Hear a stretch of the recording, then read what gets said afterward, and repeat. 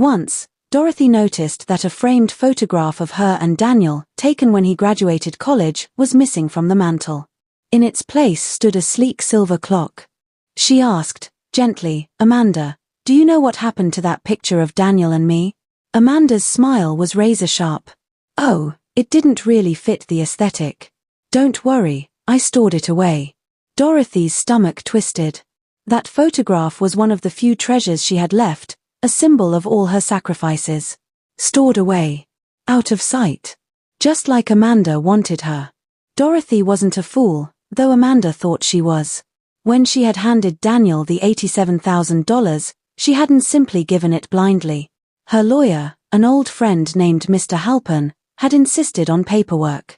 "You're generous to a fault, Dorothy," he had said, adjusting his spectacles as he slid the papers across his oak desk.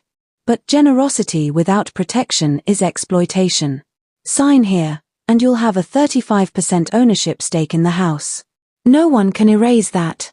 At the time, Dorothy hadn't cared about ownership. All she wanted was her son's happiness. Still, she had trusted Mr. Halpern. She signed.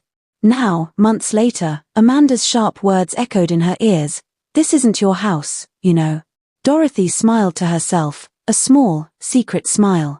"Oh, Amanda. You have no idea." One rainy afternoon, Dorothy stopped by the house with a jar of her homemade jam. She rang the bell, but no one answered.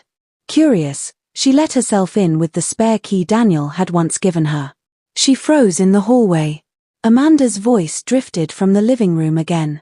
This time, she wasn't alone, she was speaking to her mother on speakerphone. "She's so stubborn. Always coming around, acting like she belongs here. Once Daniel and I are married, we'll make sure she doesn't have a reason to come by anymore." Her mother's voice crackled through the line. "What about the money she gave? Won't that complicate things?" Amanda laughed, low and confident. "Daniel doesn't even think about it anymore. As far as he's concerned, this is our house.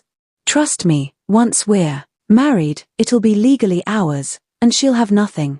Dorothy's chest tightened, but she didn't make a sound. She slipped out quietly, rain soaking her as she walked back to her cottage.